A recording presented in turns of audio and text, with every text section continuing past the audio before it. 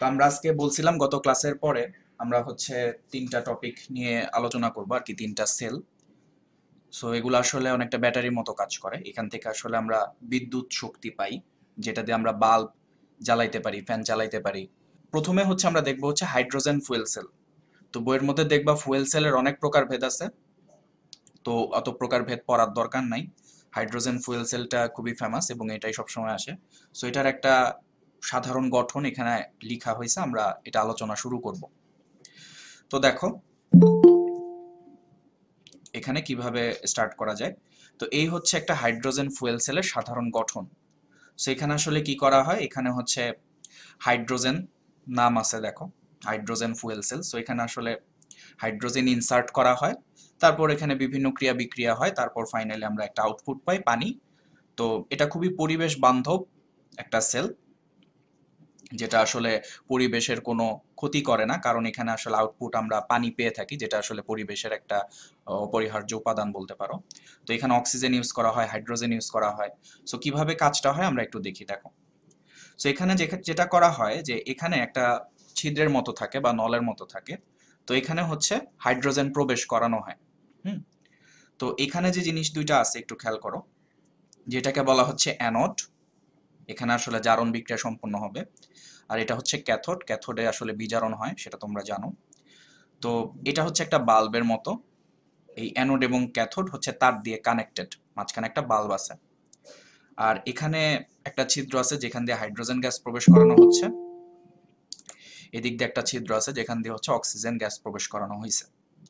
এবং এই যে অ্যানোড এবং ক্যাথোড, এই দুইটা জিনিস আসলে গ্রাফাইট রডের ওপর নিকেল বা প্লাটিনাম গুঁড়ার প্রলেপ দেওয়া হয়। এভাবে আসলে অ্যানোড এবং ক্যাথোডটা তৈরি করা হয়। কিরকম? গ্রাফাইট রড থাকে, তার উপর নিকেল বা প্লাটিনামের একটা গুঁড়ার প্রলেপ দেওয়া হয়, যাতে করে তোমার এর মধ্যে দিয়ে হাইড্রোজেন আয়ন যেটা আছে খুব ইজিলি পাস করতে পারে। হ্যাঁ। তো আমরা এটা একটু দেখবো, চলো শুরু করি। তো এখানে যেটা করা হয় প্রথমে হচ্ছে এই ছিদ্র দিয়ে হাইড্রোজেন গ্যাস প্রবেশ করানো হয়। সো আমি এখন দেখো এখানে লিখছি 2 মোল হাইড্রোজেন গ্যাস প্রবেশ করানো হচ্ছে। সো এখানে 50 atm প্রেসারে আসলে হাইড্রোজেন গ্যাসটা প্রবেশ করানো হয়। সো গ্যাস যেটা করে, এই যে অ্যানোড, এই অ্যানোডের সংস্পর্শে আসে।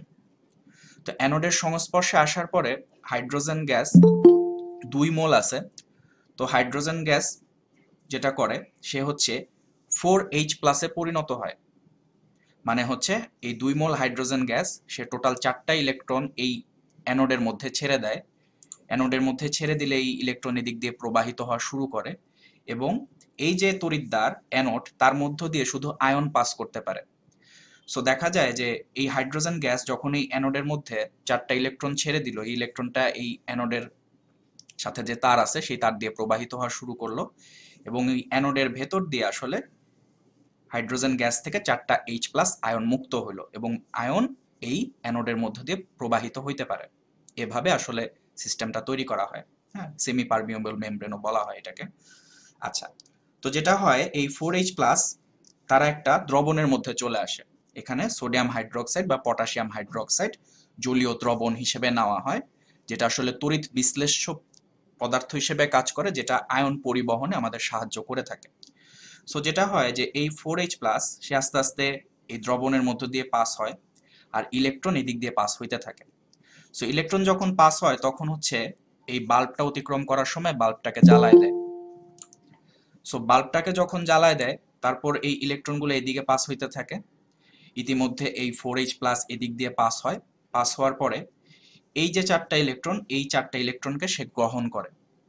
তাহলে চিন্তা করো যে 4H+ যখন এই 4টা ইলেকট্রনকে গ্রহণ করে এই ক্যাথোডে এসে, তখন সে আবার এদিক দিয়ে পাস হয়। সো এই ইলেকট্রনটা গ্রহণ করার পরে সে আসলে হাইড্রোজেন গ্যাসে পরিণত হয়ে যাইতে পারে।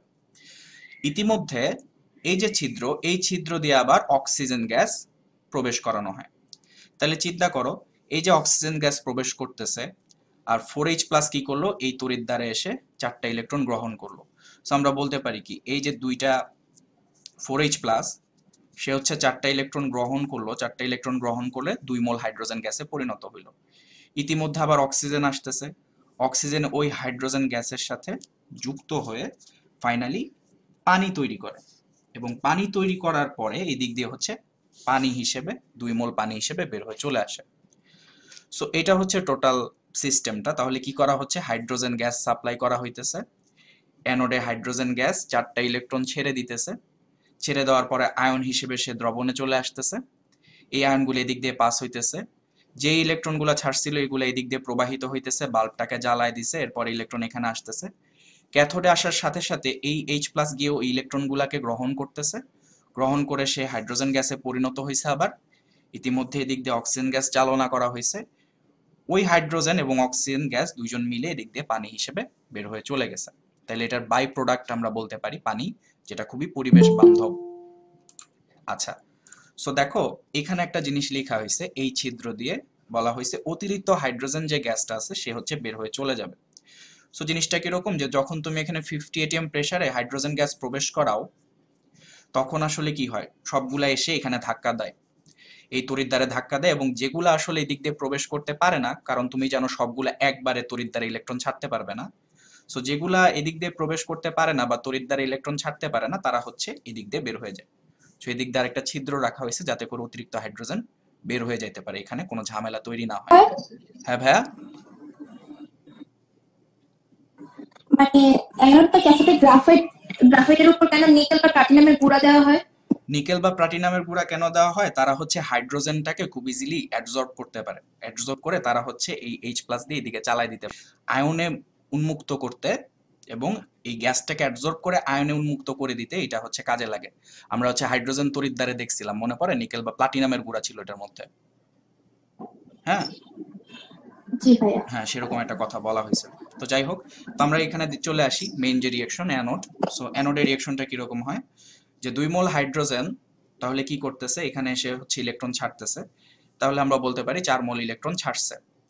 তো 4 মোল ইলেকট্রন যখন ছেড়ে দেয় তখন এরা কি হয়ে যায়, এরা হচ্ছে 4H+ সে পরিণত হয়, এবং এটা যেহেতু একটা দ্রবণ, অ্যাকুয়াস সলিউশন, তার মানে এরাও দ্রবণে আয়নিত অবস্থায় থাকবে এবং এরা অ্যাকুয়াস হিসেবে থাকবে বা জলীয় দ্রবণে আয়নিত অবস্থায় থাকবে।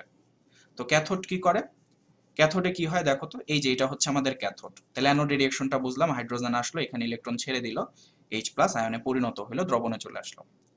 পরে ক্যাথোডে কি হয়, এখান দিয়ে হচ্ছে অক্সিজেন গ্যাস চালনা করা হয়, এই অক্সিজেন গ্যাস এখানে আসে এই ক্যাথোডে। তো 4H+ যেটা এই দিক দিয়ে পাস হয়, আমরা তো বলছিলাম এই যে 4H+ যেটা সে নিজের ছাড়া ইলেকট্রনটাই গ্রহণ করে, যে ইলেকট্রনটা এই দিক দিয়ে পাস হয়। সো 4H+ কি করলো, এই 4টা ইলেকট্রন গ্রহণ করলো, তাহলে আসলে হাইড্রোজেন গ্যাস প্রডিউস হয়, আমরা এখানে দেখছিলাম। আর এই যে অক্সিজেন, ওই হাইড্রোজেন গ্যাস এবং অক্সিজেন দুইজন মিলে পানি তৈরি করে, যেটা আসলে লিকুইড ফরমেশনে থাকে, সেটাই পানি হিসেবে এই দিক দিয়ে বের হয়ে চলে আসে।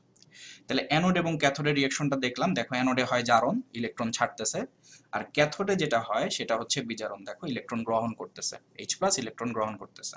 আচ্ছা, পানি তৈরি হইলো।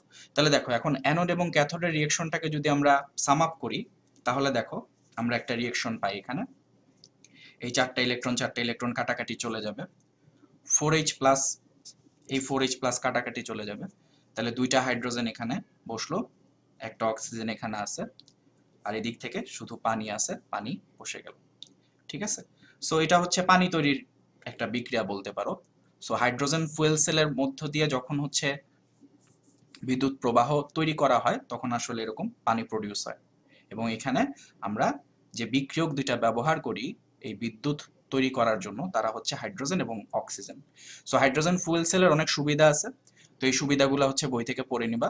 হ্যাঁ, এখানে একটা ছিল, হ্যাঁ প্রশ্ন বলো। যদি করে যে নির্দিষ্ট করে প্রশ্ন করলো এখানে অ্যানোড কোনটা আর এখানে ক্যাথোড কোনটা, এই যে আপনি তো এটা হচ্ছে অ্যানোড আর এটা হচ্ছে ক্যাথোড, এই যে না এখানে মানে এমসিকিউ তে যখন আসে। হ্যাঁ, এই যে এমসিকিউতে যখন আসে তুমি বলবা আসলে গ্রাফাইট রড, তার মানে কি গ্রাফাইট আসলে কি কার্বনের তৈরি না, এটা তো জানো। সো কার্বন দ্বারা একটা রড তৈরি করা হয়, তার উপরে হচ্ছে নিকেল বা প্লাটিনামের প্রলেপ দেওয়া হয়। সো প্রলেপটা আসলে তোমার অ্যানোড বা ক্যাথোডের মেইন জিনিসটা না, মেইন হচ্ছে তোমার গ্রাফাইট রডটা। সো তোমাকে প্রশ্ন যদি করা হয় তো তোমাকে বলবে যে গ্রাফাইট রড, আরো স্পেসিফিক ভাবেই বলে দেওয়া থাকবে, কনফিউজ করবে না, বলবে গ্রাফাইট রডের উপর নিকেল বা প্লাটিনামের প্রলেপ। ঠিক আছে, ওকে ঠিক আছে। তাহলে হাইড্রোজেন ফুয়েল সেল এই জিনিসটা পড়লাম, এটা সুবিধাগুলা তোমরা খুবই ইম্পর্টেন্ট, এটা বই থেকে পড়ে নিবা। আচ্ছা, এবার আসতেছি আমরা আরেকটা জায়গায়, লেড স্টোরেজ সেল। এটা একটু কঠিন, সো এখানে দেখো অনেক রিঅ্যাকশন আছে, এগুলা আমি একটু ঠান্ডা মাথায় বোঝাবো, চুপচাপ শুনবা খালি। দেখো, তো লেড স্টোরেজ সেল এটা কিরকম, এটা হচ্ছে লেডের একটা ব্যাটারি।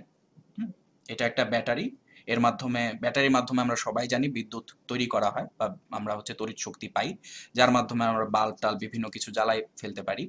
তো লেড স্টোরেজ সেল আসলে কোথায় ইউজ করা হয়, তোমরা দেখবা আইপিএস এর ব্যাটারিগুলো লেড স্টোরেজ সেল হিসেবে কাজ করে আর কি। হ্যাঁ, তো ওইখানে ইউজ করা হয়। কিংবা তুমি বলতে পারো যে যে গাড়িগুলো আছে সেই গাড়ির মধ্যে দেখবা যে এরকম সাদা কালারের একটা ব্যাটারি থাকে, বা বাইকের যে ব্যাটারি ইনিশিয়াল স্টার্ট আপের জন্য। হ্যাঁ, সো ওই ব্যাটারিগুলো আসলে লেড স্টোরেজ সেল, হ্যাঁ, লেড দিয়ে তৈরি করা হয়। সেটার গঠনটা আমরা একটু দেখি। সো কিরকম, যে এখানে দেখো একটু জটিল গঠন, আমি জাস্ট সিম্পল ভাবে আঁকছি। তো এটা হচ্ছে একটা তড়িৎদ্বার, এটা একটা তড়িৎদ্বার। এই তড়িৎদ্বারটা কিসের তৈরি, এটা হচ্ছে লেডের তৈরি, সলিড লেড। হ্যাঁ, তো এখান থেকে গঠনটা একটু জটিল, বই খুলে বুঝবা না, আমি সিম্পল ভাবে আঁকছি। দেখো এই একটা দণ্ড, এই একটা দণ্ড, এই টোটালটাই আসলে লেডের তৈরি থাকে। এবং এইটা হচ্ছে আরেকটা দণ্ড, এভাবে এদের মধ্যে খাপে খাপ ঢুকানো থাকে। তো এই দণ্ডটা হচ্ছে লেডেরই, লেড দিয়েই তৈরি করা থাকে, বাট এই লেডের চারপাশে লেড অক্সাইডের একটা প্রলেপ থাকে। তার মানে আমরা বলতে পারি দেখো যে এই যে লেড, এটা একটা দণ্ড, এটা আসলে অ্যানোড হিসেবে কাজ করে। এখানে মাইনাস দেওয়া হয়েছে, কিভাবে কাজ করে আমরা রিঅ্যাকশনের মাধ্যমে দেখাবো।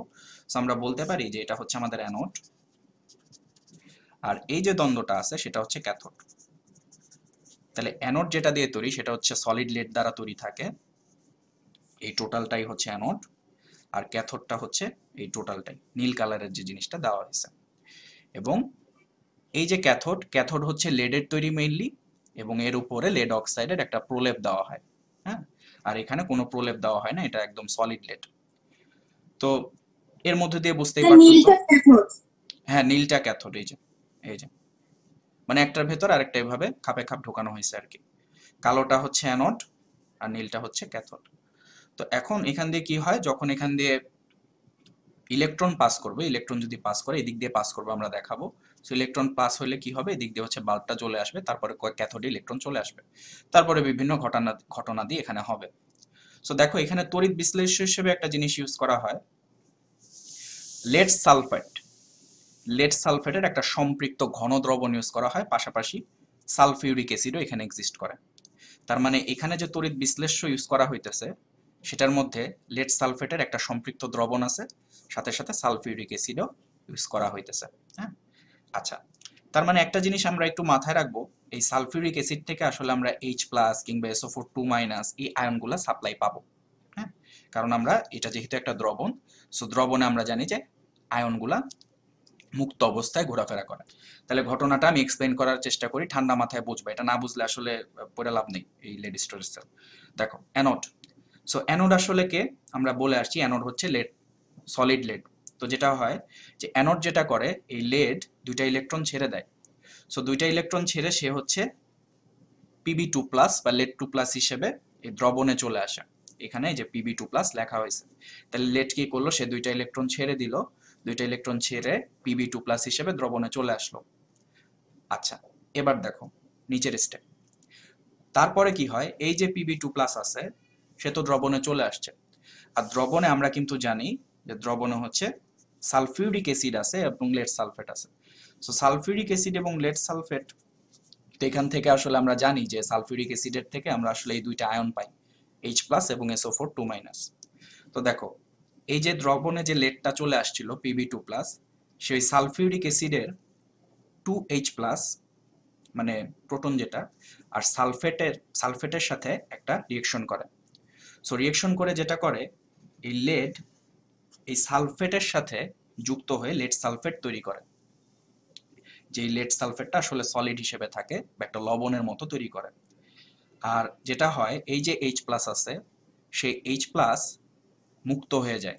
হ্যাঁ, তো কি হইলো, এই Pb2+ SO4 এর সাথে SO4 2- এর সাথে যুক্ত হয়ে লেড সালফেট লবণ তৈরি করে এবং H+টা মুক্ত হয়ে যায়। সো আলটিমেটলি এই ঘটনাটা এখানে ঘটে। আর প্রতিস্থাপন বিক্রিয়ার নাম শুনছো তুমি, যদি এই সালফিউরিক অ্যাসিডটাকে একবারে লিখতা তাইলেও আসলে লেড কি করতো, লেড যেহেতু হাইড্রোজেনের চেয়ে অধিক সক্রিয়, সে এইচটাকে সরাই দিয়ে ওই সালফেটের সাথে বসে যাইতো। এই জিনিসটা বুঝতে পারছি এই লাইনটা? Pb2 প্লাস জি SO4 ভাইয়া। 2 এর সাথে যুক্ত হয়ে PbSO4 তৈরি করলো এবং দুইটা H প্লাস আছে, সে হচ্ছে মুক্ত হয়ে গেল। আর এই Pb2 প্লাসটা কোথা থেকে আসছে? সেটা হচ্ছে এই যে তড়িৎদ্বারটা আছে, সে দুইটা ইলেকট্রন ছেড়ে দিছে, এই ইলেকট্রনগুলো এদিকে পাস হওয়া শুরু করছে, আর ইলেকট্রন ছেড়ে দিয়ে সে Pb2 প্লাস হিসেবে দ্রবণে চলে আসছে। এবং এই যে এখানে ইলেকট্রনটা ছেড়ে দিছে, এই কারণে কিন্তু এই অ্যানোড এটা, কারণ এখানে জারণ বিক্রিয়া সম্পন্ন হয়েছে, ইলেকট্রন ছাড়ন মানে জারণ, আর এটা হচ্ছে নেগেটিভ তড়িৎদ্বার হিসেবে কাজ করতেছে। তো ইলেকট্রন এই দিক দিয়ে পাস হবে, বাল্বটাকে জ্বালাই দিবে, এরপর এদিকে আসবে। আচ্ছা দেখো, তাহলে এই যে দুইটা রিঅ্যাকশন এখানে আসলে অ্যানোডের মধ্যে হইতেছে আলটিমেটলি।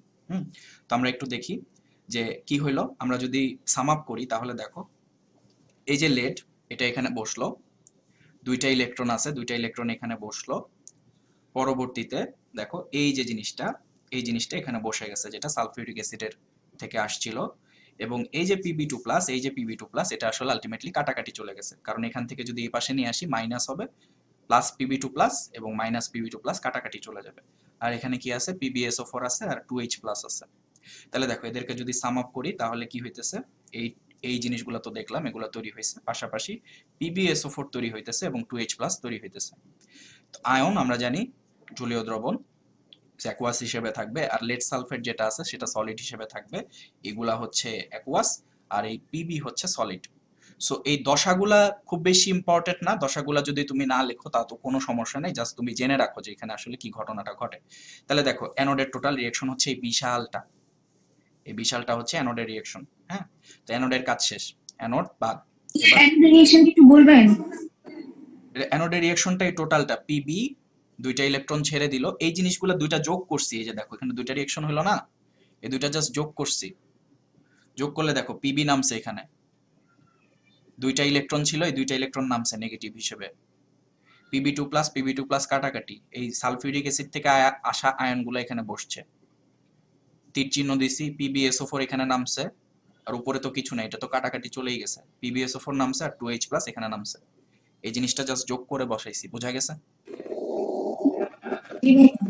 আচ্ছা ঠিক আছে। 2s প্লাস আর উভয় পাশে 2s প্লাস কাটা দেওয়া যায় না? হ্যাঁ, 2H প্লাস কাটাকাটি দেওয়া যায়, কোনো সমস্যা নেই, বাট এটা আসলে একটা সম্মিলিত ভাবে এটা পরে কাজে লাগবে। সো আমরা লাস্টে দেখবো এইভাবে এক্সিস্ট করতেছে, তো এখন কাটাকাটি দিলে পেঁচায় যাবা, কোনো কাটাকাটি দেওয়ার আপাতত দরকার নেই। আচ্ছা, এভাবেই শিখো। তারপর দেখো ক্যাথোড। তো ক্যাথোডে কি হইতেছে, আমরা বলছিলাম যে লেডের চারপাশে PbO2 এর একটা প্রলেপ থাকে, লেড অক্সাইডের একটা প্রলেপ থাকে। সো যেটা হয়, একটু খেয়াল করো, বোঝার বিষয় আছে, একটু মনোযোগ দিয়ে দেখো। এই যে PbO2, আচ্ছা, তো এদিক দিয়ে তো ইলেকট্রনগুলো পাস হইতেছিল, এই যে যে দুইটা ইলেকট্রনও ছাড়ছিল, সেই ইলেকট্রন তো এদিক দিয়ে পাস হচ্ছে। সো যেটা হয়, এই PbO2 এখানে দুইটা ইলেকট্রন, পাস হওয়া ইলেকট্রনটা দেখাইছি। আচ্ছা, আর দ্রবণে যে H প্লাস গুলো আছে সেগুলাও এই দিকে ধাবিত হওয়ার চেষ্টা করে, ক্যাথোডের দিকে ধাবিত হওয়ার চেষ্টা করে। আমাদের H প্লাস এর সাপ্লাই কিন্তু অনেক। হ্যাঁ, আচ্ছা, তো এখন একটু খেয়াল করো, আমাদের এখানে প্রোডাক্ট তৈরি হয়েছে Pb2 প্লাস। এখন একটু খেয়াল করো, দেখো এই যে PbO2, এখানে লেডের জারণ মান কত বলতে পারবা কেউ?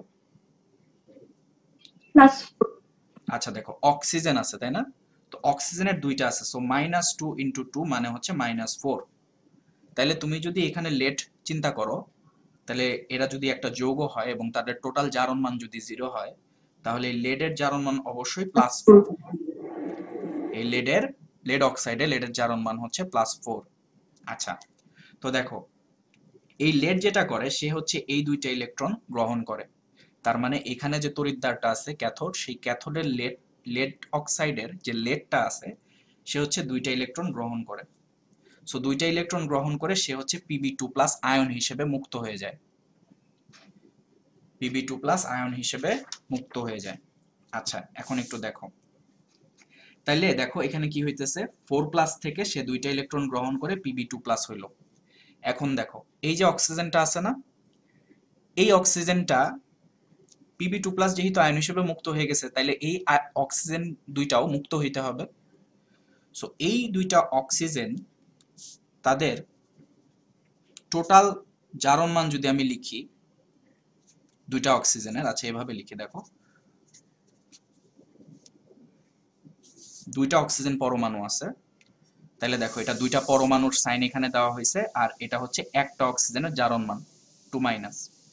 আচ্ছা, তাহলে এখানে চিন্তা করো যে এই দুইটা মিলে আসলে কত হবে, 4- হবে, বুঝতে পারো?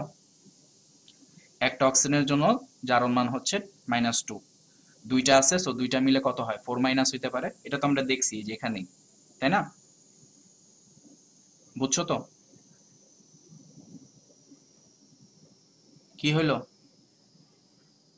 পেঁচায় গেছো, হারায় গেছো? জি ভাই বুঝছি। জি ভাইয়া বুঝছি। আচ্ছা, কি হইলো আবার বলি, PbO2 সেখানকার লেডটা কি করলো, এই দুইটা ইলেকট্রন গ্রহণ করলো, যে এই দুইটা ইলেকট্রন এদিক দিয়ে পাস হইতেছিল, এই দুইটা ইলেকট্রন গ্রহণ করে সে হচ্ছে Pb2+ আয়নে পরিণত হইলো। তাহলে আয়নে যখন পরিণত হবে, এই যে অক্সিজেন আছে সেও অক্সিজেনও কিন্তু মুক্ত হইতে বাধ্য, কারণ তার সাথে থাকা পিবিটা আয়নাইজড হয়ে গেছে, আয়নে পরিণত হয়ে গেছে। তাহলে দেখো এই যে অক্সিজেন, সেখানে তো দুইটা অক্সিজেন ছিল, তাদের টোটাল জারণ মান যদি আমরা লিখতে চাই এভাবে, তাহলে হচ্ছে 4-। হ্যাঁ, তাহলে চিন্তা করো এখানে হচ্ছে 4-, আর এই যে H+টা আছে সেটা তো কত, 4+, 4H+। তাহলে চিন্তা করো এই যে অক্সিজেন দুইটা 4- এবং তার সাথে যখন এই প্রোটন চারটা যুক্ত হয়ে যাবে 4H+, দুইজন মিলে আসলে কি তৈরি করতে পারে বলতো, এই 4- এই H+ কে নিউট্রালাইজ করতে পারে।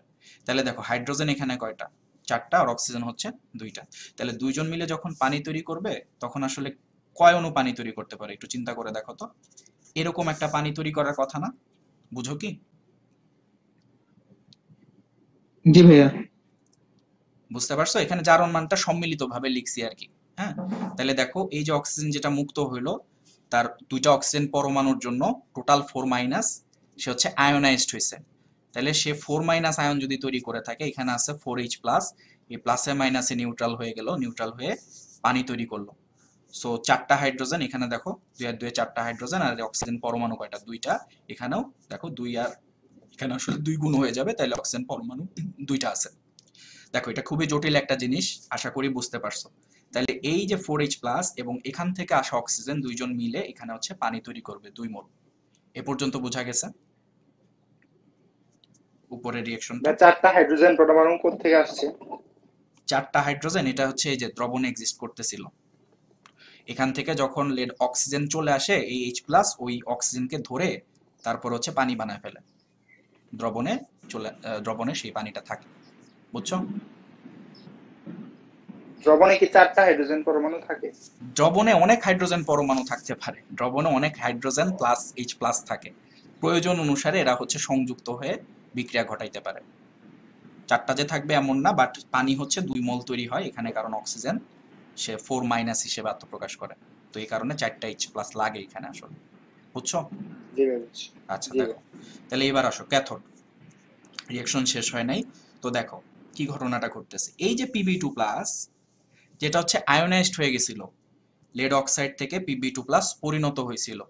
আচ্ছা, এই Pb2+ যেটা করে, সে হইতেছে পরবর্তীতে আয়ন হিসেবে তো আর তোমার এই তড়িৎদ্বারে থাকতে পারে না, সে হচ্ছে Pb2+ এর যেহেতু পরিণত হয়ে গেছে, সে হচ্ছে দ্রবণে চলে আসে।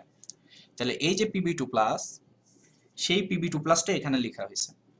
এই Pb2+ যেটা করে, এটা হচ্ছে দ্রবণে তো আমরা জানি সালফিউরিক অ্যাসিড আছে, সো সালফিউরিক অ্যাসিডের আমরা হচ্ছে 2H+SO4 2- আয়ন অস্তিত্ব খুঁজে পাই সালফিউরিক অ্যাসিডের।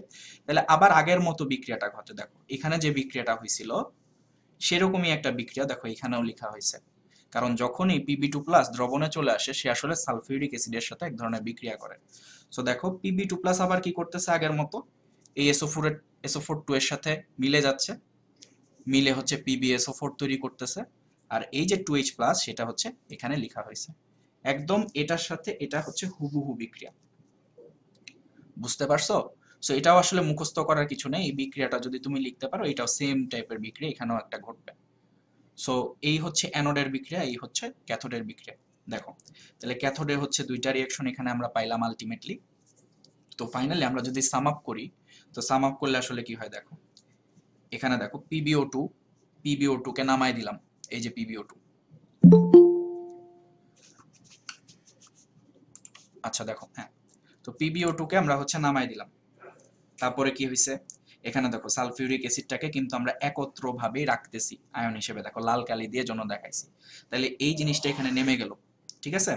আচ্ছা, তো দেখো এরপরে এই যে এখানে 4H প্লাস আছে, 4H প্লাস আছে, আর এখানে আছে কত দেখো 2H প্লাস। তো এই H প্লাস এবং 2H প্লাস যদি এ পাশে নিয়ে কাটাকাটি করে দাও, কয়টা H প্লাস থাকে? এটা এবং এটা কাটাকাটি করলে এই পাশে যদি নিয়ে আসো, কয়টা H প্লাস থাকে? দুইটা H প্লাস থাকে। এই দুইটা H প্লাস এখানে লেখা হয়েছে, দুইটা H প্লাস এখানে লেখা হয়েছে। আর এই যে দেখো দুইটা ইলেকট্রন, এই দুইটা ইলেকট্রনকেও এখানে লেখা হয়েছে। আর এই যে Pb2 প্লাস, এই যে Pb2 প্লাস, এরা হচ্ছে কাটাকাটি চলে গেছে। এখানেও দেখো এই যে Pb2 প্লাস, এই যে Pb2 প্লাস, এরা কাটাকাটি চলে গেছে। তাহলে দেখো এই পাশে টোটাল সাম আপ যদি আমরা করি, তাহলে কে নামতেছে? PbO2, এই সালফিউরিক অ্যাসিডেরটা টোটাল ভাবে নামতেছে এভাবে, আর এই 2H প্লাস এখানে চলে আসছে, তাহলে 2H প্লাস থাকতেছে, 2H প্লাস নামছে, আর হচ্ছে এই যে থাকা দুইটা ইলেকট্রন নেমে গেছে। আচ্ছা, তারপরে এখানে তাকাও, এদিকে আর কি কি আছে দেখো। এটা তো কাটাকাটি চলেই গেছে, এখান থেকে এখানে চলে গেছে, বাদ। আর কি কি আছে? PbSO4 আছে, আর 2 মোল পানি এখানে আছে। বুঝতে পারছো? তাহলে এটা হচ্ছে টোটাল রিঅ্যাকশনটা। এ পর্যন্ত বোঝা গেছে? জি ভাইয়া। আচ্ছা, একটু কঠিন জিনিস, আমি কিন্তু এটা কেউ ধরে না, ভয় পায়, কারণ এটা আসলে স্টুডেন্টও বুঝতে কষ্ট হয় এবং টিচারদেরও পড়াইতে কষ্ট হয়, সো এটা সবাই স্কিপ করে। আমি দেখাইতেছি সাহস করে, যেহেতু আমি সবকিছুই কভার করতেছি, কোনো কিছু বাদ রাখতেছি না। সো দেখো, আবার আমি একটু সাম আপ যদি করি, অ্যানোডে কি হইল? এখানে এই যে তড়িৎদ্বার Pb2 প্লাস হিসেবে এখানে চলে আসলো, তাহলে দুইটা ইলেকট্রন ছাড়লো, এই যে Pb2 প্লাস। যে Pb2 প্লাসটা আসলো দ্রবণে, সেই Pb2 প্লাস এই টোটাল সালফিউরিক অ্যাসিডের থেকে আসা যে আয়ন দুইটা আছে তাদের সাথে আসলে রিঅ্যাকশন করে, তাহলে Pb2 প্লাস এই SO4 2 মাইনাসটাকে নিয়ে PbSO4 তৈরি করে এবং দুইটা H প্লাস এখানে মুক্ত হিসেবে থাকে। তাহলে দুইটাকে সাম আপ করলে লেড এখানে আসলো, দুইটা ইলেকট্রন আসলো, এই টোটাল সালফিউরিক অ্যাসিড থেকে আসা আয়নগুলো এখানে লিখছি, PbSO4 থেকে নামাইছি এবং 2H প্লাস নামাইছি, এবং H প্লাস কাটবো না, সালফিউরিক অ্যাসিডের থেকে আসা আয়নগুলো একটু আলাদাভাবেই রাখবো। এবার আসো ক্যাথোড। সো ক্যাথোডে কি হইলো? ক্যাথোড আমার হচ্ছে লেড অক্সাইডের আবরণ আছে, ওই আবরণের সাথে রিঅ্যাকশন হবে। সো PbO2, ওই যে দুইটা ইলেকট্রন এদিক দিয়ে আসতেছিল, এই দুইটা ইলেকট্রন এখানকার অ্যাকচুয়ালি Pb গ্রহণ করে, লেড গ্রহণ করে। তাহলে 4 প্লাস থেকে সে কোথায় যায়? Pb2 প্লাসে যায়, আর দ্রবণ থেকে 4টা H প্লাস উঠে পড়ে, কারণ হচ্ছে এই যে অক্সিজেন, সে যখন 4 মাইনাস আয়ন হিসেবে মুক্ত হয়, ওই আয়নের সাথে যুক্ত হয়ে এই 4H প্লাস এবং এখান থেকে আসা অক্সিজেন যুক্ত হয়ে পানি তৈরি করে। আবার এই যে ভাইয়া এটা আবার একটু বলেন, আমি শুনি নাই। কি বলতেছি? আগের কথা বলতেছি। এই যে এখানে দেখো, লেড যখন Pb2 প্লাস হিসেবে মুক্ত হইলো, এখানে অক্সিজেন, সেও তো মুক্ত হইতে বাধ্য, তাই না? কারণ 4 প্লাস থেকে যখন Pb2 প্লাস হয়ে গেছে, তাহলে অক্সিজেন কই যাবে? তারও তো মুক্ত হওয়া লাগবে। সো সে আসলে এখানে এই যে দেখো, এখানে 4 মাইনাস হিসেবে টোটাল ভাবে মুক্ত হয়। তাহলে 4 মাইনাস হিসেবে যদি মুক্ত হয়, তার আসলে 4টা প্রোটন দরকার বা H প্লাস দরকার, সে হচ্ছে নিজের নেগেটিভ। তাহলে দুইজন মিলে এই যে অক্সিজেন এবং এখানকার যে H প্লাস আছে, এই দুইজন মিলে 2 মোল পানি তৈরি করে, হিসাব নিকাশ করে 2 মোল পানি তৈরি করলো।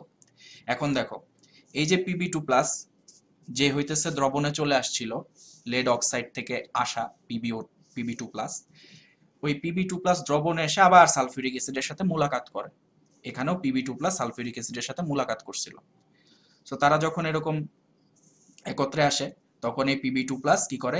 SO4 কে নিয়ে লেড সালফেট তৈরি করে এবং দুইটা H প্লাস মুক্ত হয়ে যায়। ঠিক আছে? ঠিক সেম রিঅ্যাকশন দেখো, এইটা এবং এই রিঅ্যাকশনটা একদম সেম। তারপর আমরা জাস্ট দুইটাকে যোগ করছি, যোগ করে PbO2 নামাইছি, এই সালফিউরিক অ্যাসিডের টোটাল জিনিসটা নামাইছি। তারপরে দেখো এখানে 2H প্লাস ছিল, এখানে 4H প্লাস ছিল, এরা দুইজন মিলে কাটাকাটি করে আসলে এই পাশে শুধু 2H প্লাস থেকে যায়। দুইটা ইলেকট্রন ছিল, দুইটা ইলেকট্রন নামাইছি, আর কোনো কিছু নামানোর নাই। আচ্ছা, তারপরে কি হয়েছে? PbSO4 নামাইছি, এটা তো আগেই কাটাকাটি চলে গেছে, এই Pb2 প্লাস এই Pb2 প্লাস কাটাকাটি চলে গেছে, এখান থেকে 2 মোল পানি নামছে। তাহলে এই 1 নাম্বার সমীকরণ দিলাম এই রিঅ্যাকশনটাকে, এবং 2 নাম্বার সমীকরণ দিলাম এই রিঅ্যাকশনটাকে। এখন আমরা কি করব? ভাইয়া হ্যাঁ বলো। ভাইয়া সালফিউরিক অ্যাসিডটাকে কেন আয়ন আকারে লেখা হয়েছে? তো এরা কি দেখো, এখানে কি বলা হয়েছে? এখানে দ্রবণ, লেড সালফেটের দ্রবণ আছে, দ্রবণ থাকা মানে কি? এর সাথে পানিও আছে, তাহলে পানি যদি থাকে, সালফিউরিক অ্যাসিড যদি পানির মধ্যে ঢালো, তাহলে তারা কি আয়নে পরিণত হবে না? আমরা যে কোনো জি কিছু ভাইয়া। অ্যাকুয়াস সলিউশন আয়ন হিসেবে থাকে, সেই কারণেই আসলে এভাবে অ্যাকুয়াস লিখে আলাদা করে লেখা হয়েছে আর কি। যদিও তোমরা বইয়ের মধ্যে দেখবা যে এইভাবে সালফিউরিক অ্যাসিড অনেক বইয়ে লেখা আছে, আয়ন হিসেবেই আসলে ম্যাক্সিমাম বই লেখা আছে, কোনো কোনো বই আসলে এভাবে লেখা থাকবে, বাট সালফিউরিক অ্যাসিড কিন্তু আসলে কখনোই দ্রবণে এভাবে থাকে না। সেভাবে যদি লেখা থাকে কোনো জায়গায়, সেটা হচ্ছে ভুল প্রেজেন্টেশন, সেই কারণে আমি ভাঙায় লিখছি আর কি। আচ্ছা, তো দেখো এখন এই যে 1 নাম্বার সমীকরণ এবং 2 নাম্বার সমীকরণ, এই সমীকরণ পর্যন্ত সবাই বুঝতে পারছো কিভাবে আসছে?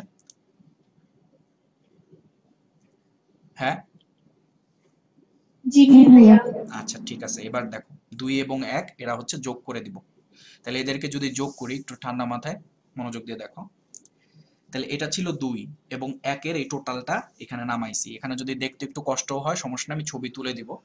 তো যখন আমি খাতা দিয়ে দিব ছবি তুলে, তখন এই ভিডিওটা ওই ছবির সাথে মিলাই মিলাই আরেকবার দেখবা, তাহলে ক্লিয়ার হয়ে যাবে সবকিছু। তাহলে দেখো এই টোটাল সমীকরণটা এখানে লেখা হয়েছে, পিবি -2 ইলেকট্রন, এই টোটালটা এখানে লেখা হয়েছে PbSO4 আর 2H+। এখন দুইটাকে যোগ করব। এখন যোগ করলে দেখো সবার আগে যেটা করব সেটা হচ্ছে এই যে দুইটা ইলেকট্রন দেখো, এই দুইটা ইলেকট্রন এবং এখানে প্লাস দিয়ে থাকা দুইটা ইলেকট্রন, এই দুইটা ইলেকট্রন কাটাকাটি চলে যাবে। আচ্ছা, যদি কাটাকাটি চলে যায় একটু খেয়াল করো তো, এখানে আর কি কি কাটাকাটি যাইতে পারে দেখো, আগে কেটে নেই। এই দেখো এখানে দুইটা H+ আছে, এই দুইটা H+ এর সাথে এই যে এখানে থাকা দুইটা H+ আমরা যদি এই পাশে নিয়ে আসি, মাইনাস পরে প্লাস আর উপরে মাইনাস, দুজন মিলে কাটাকাটি চলে যাবে, তাহলে এটাও বাদ দিয়ে দেওয়া যায়। আচ্ছা, সো আর কিন্তু বাদ দেওয়ার কিছু নাই, এবার জাস্ট যোগ করে দিই। দেখো তাহলে PbO2 নামাইলাম, এখানে থাকা PbO2 নামাইছি, এখানে থাকা লেড নামাইছি। দেখো এবার দুইটা H+, দুইটা H+, দুইজন মিলে কয়টা H+ তৈরি করবে? 4H+। দুইটা SO4, এখানে একটা SO4, এখানে একটা SO4, দুইজন মিলে এই দুইটা SO4 তৈরি করবে। বুঝতে পারছি? এই পোর্শনটা বুঝছি শেষ। তাহলে জি কি ভাইয়া। হলো, PbO2 PB এই দুইটা মিলে হচ্ছে 4H+ আর 2SO4 2-। আচ্ছা, তাহলে এই পোর্শন টোটালটা শেষ।